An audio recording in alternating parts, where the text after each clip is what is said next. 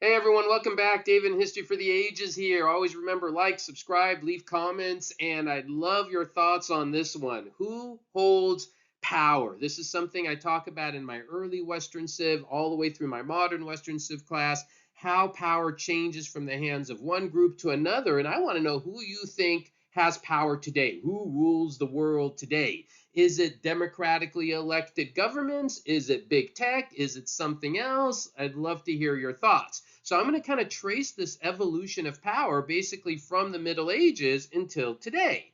And so I start from the Middle Ages, and I guess the first thing we need to do is define what is power, right? So when I talk about power, I'm talking about who decides what are the social norms in a society, who decides what wars are going to be fought, who makes economic decisions, right? Who's pulling the strings that make the world go. And in the Middle Ages, around the year 1000 AD, and again, we're talking about Western civilization here in this video, it's the church. It's the age of faith, right? I love this cathedral. It's a picture I actually happen to take. I don't take very many great pictures, but this is one I took personally when I went to Bayeux, or by the Bayeux Tapestry area in northern France, and this is like this massive church, and it's like, if anybody's been there, there's like nothing there. It's a tiny little city, and there's this massive church there. And you see this in the Middle Ages because it is the age of faith. The church dominated. I could spend a long time on this, but just to give you a few examples, right? The church had this tremendous power to excommunicate people. They would even excommunicate kings. I have a couple videos I'll leave in the description of like one story of a king, Holy Roman Emperor Henry IV, who had a big conflict with the Pope, and how the king had to at one point beg forgiveness from the Pope, or the story of Thomas Becket, who was the Archbishop of Canterbury, and the King Henry II. Just amazing stories of the power of the church. The church had these tremendous powers to collect indulgences and dispensations, which what we'll also see as a running theme throughout this video is as people do get powerful, they also get corrupt. I mean, that line is so true. Absolute power corrupts absolutely. And as the church, it's not necessarily an attack on the church, it's not an attack on anything secular, it's just an attack on human nature. That when people become powerful, they become corrupt. It could be the church, it could be a big tech company, it could be a government, it doesn't matter. And so in this case, the church had collected a lot of money through indulgences and dispensations. The churches were the ones who oftentimes, controlled wars through these things called the peace of God and truce of God, where if the church put like a truce of God, they basically said, all right, no more fighting, and people would have to stop fighting. And I try imagine that today. Try to imagine a pope today telling anybody in the world, hey, folks, stop fighting, and people are going to listen. Not happening, right? But in the Middle Ages, the church had that kind of influence. Even the oaths that held the entire feudal system together in the Middle Ages were by the church, the oaths of homage and fealty. And I have a very long, detailed lecture on life in the Middle Ages where I cover a lot of this stuff in more detail. But definitely the church had a lot of power. And then the church power collapses as we get into the end of the Middle Ages around the 1400s. Now, it's not to say that other people didn't have power in the Middle Ages. Kings had powers, nobles had powers, but the church was the dominant force. Then, towards the end of the Middle Ages, you get things like the Great Schism. You have a lot of corruption in the church. You have things like the Black Death and the 100 Years' War. And, this is a whole other video that I would go into tremendous detail on, explaining how each of these things weakened the power of the church, right? I do have a video actually on the Great Schism. That was one point where there were 3 popes at the same time. That's another good one to check out.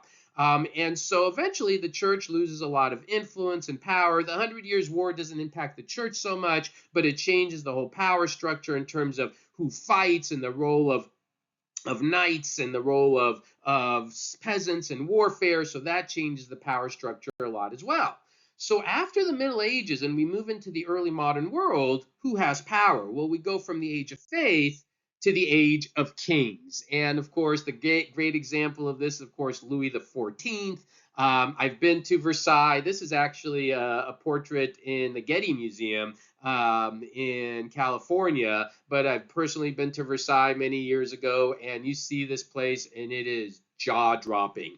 Again, I do have a whole a couple videos on this. Absolutism, the role of Louis XIV, ruling through divine right, and in that more detailed video, I go through all the examples of the sheer power this monarch had, and other monarchs as well, in this period of time, about again the 1600s, 1700s AD period, where the church was, where the monarchs were very dominant, right? Kings, I mean, they call them absolute monarchs for a reason. So there's a phase where they pulled all the strings. If you talk about Louis the 14th, how he revoked the Edict of Nantes, which gave religious toleration to the Huguenots, had these elaborate ceremonies that you could watch him get up in the morning and go to sleep at night, and all these things that, and so many others that really showed his tremendous strength. So what happened? Well, then we move to the Enlightenment period and the revolutionary periods, when you have people like Locke and Montesquieu, Paine, Rousseau, all these Enlightenment thinkers who begin to challenge this idea of absolute monarchies, right? Adam Smith, right, in these images, you actually are seeing one of Locke and one of Montesquieu. But Adam Smith, in his amazing book, The Wealth of Nations, his whole argument is that free markets, not monarchies, drive prosperity. That limited government is what allows us to grow and succeed and thrive. And so this, of course, where you get the revolutions, the American Revolution, the French Revolution, and that age of kings where they dominated, that goes down. And then the question is, then who does take over? Who has influence? Who has power after this age of kings? Well, we have the rise of capitalism, right? And this is where you get into, the industrialists, capitalists, bankers. They don't rule through divine right, but through controlling markets, controlling credit, through production. And you go to the 19th century, folks. I mean, when you think of people like the Rockefeller, Carnegie, J.P. Morgan, these folks were incredibly influential. And people think, oh, what about people like Musk and Jeff Bezos and all these other uber rich people today? Folks, if you do it per capita, the amount of money and power these industrialists had back then was far more than the ones you think of today, right? There was like these folks really, in many ways, there's a great series they did on the History Channel a while back, The Men Who Built America, and it was on these individuals. It was really good. Then they've done all these spin-offs on like the cars that built America and the food that built America. It's actually not a bad series they have on the History Channel. But these folks were incredibly powerful and influential. And this was at the heyday of when you had this almost pure laissez-faire, no government regulations, no government control. And this is what we saw in terms of these individuals, I think, were the ones really pulling the strings in many respects, even in these democratic societies. So then what? Well, then we get into the more kind of modern democracies, right? Theodore Roosevelt, the trust buster.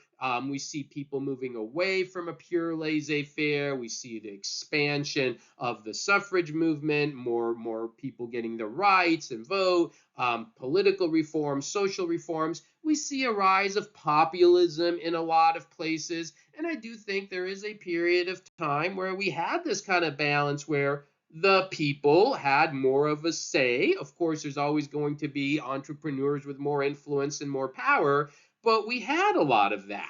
So then that takes us to where are we today? And today it's pretty interesting because we do, if you live in Western civilization, the United States, England, France, whatever, right? We have parliament, we have the Congress, we have elected presidents and prime ministers and all of that. But is that where power really is? Or is it in these big tech corporations?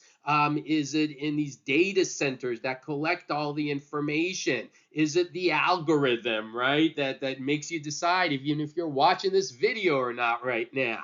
And I think in many respects, power today doesn't come from armies or altars or kings, but it might come from like the algorithm and these big techs. And I'd love to hear what you think about this because yes, we have democracies, yes, we have elections, but there's a movie I saw a while back, documentary called The Social Dilemma, and it really shows how these big techs are basically controlling even that fact you're watching this right now to a large degree. And that's pretty crazy. And so, I'm wondering where this all goes in the future with AI and everything as well. But that is the kind of evolution of power, at least as I see it, over a 1,000-year period. And I'd love to know your thoughts on all the various time periods, who you think had power during those time periods. Do you agree with all these points I've made? Do you have different philosophies about it?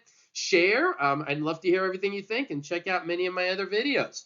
All right, everybody, have a great day. Thank you for watching.